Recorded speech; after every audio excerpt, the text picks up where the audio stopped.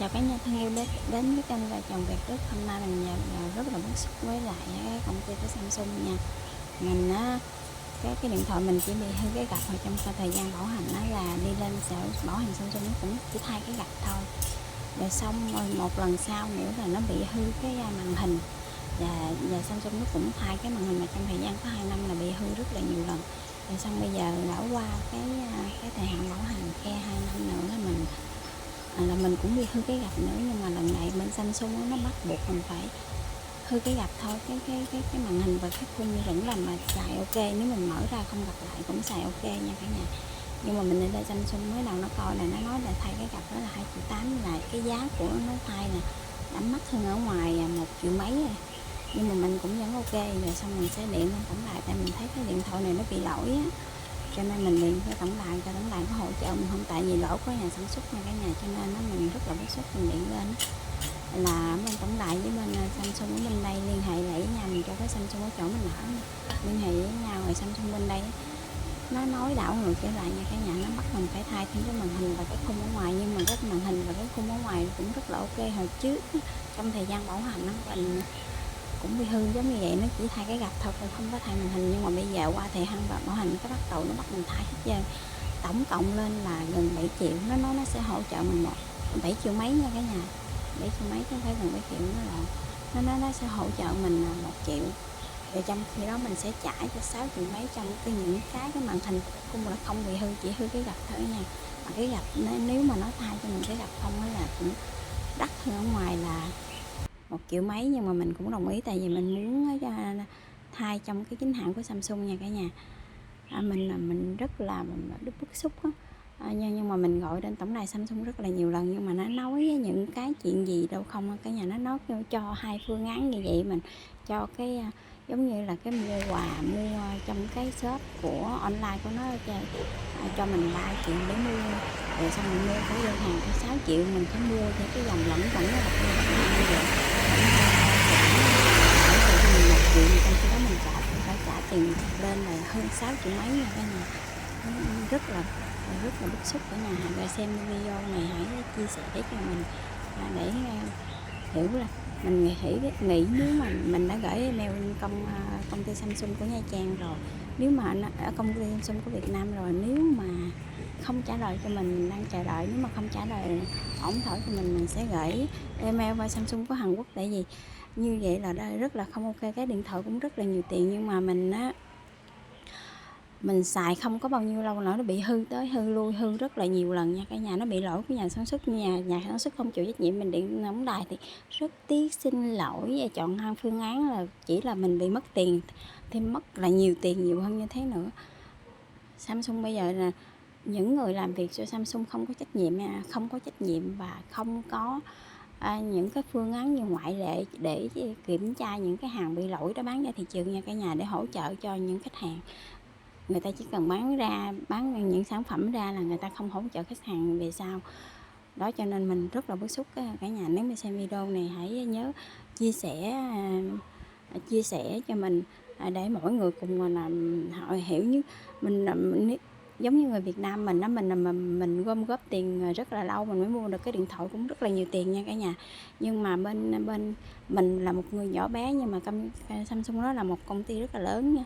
Nhưng mà nó không có giúp khách hàng, nó bán ra những cái bị lỗi, rồi bắt mình phải trả thêm những khoản tiền không đúng đó. Cho nên cảm ơn cả nhà đã xem video. Cả nhà nhớ chia sẻ video cho mọi người cùng biết. Cảm ơn cả nhà rất nhiều. Xin chào và hẹn gặp lại video lần sau. Bye bye.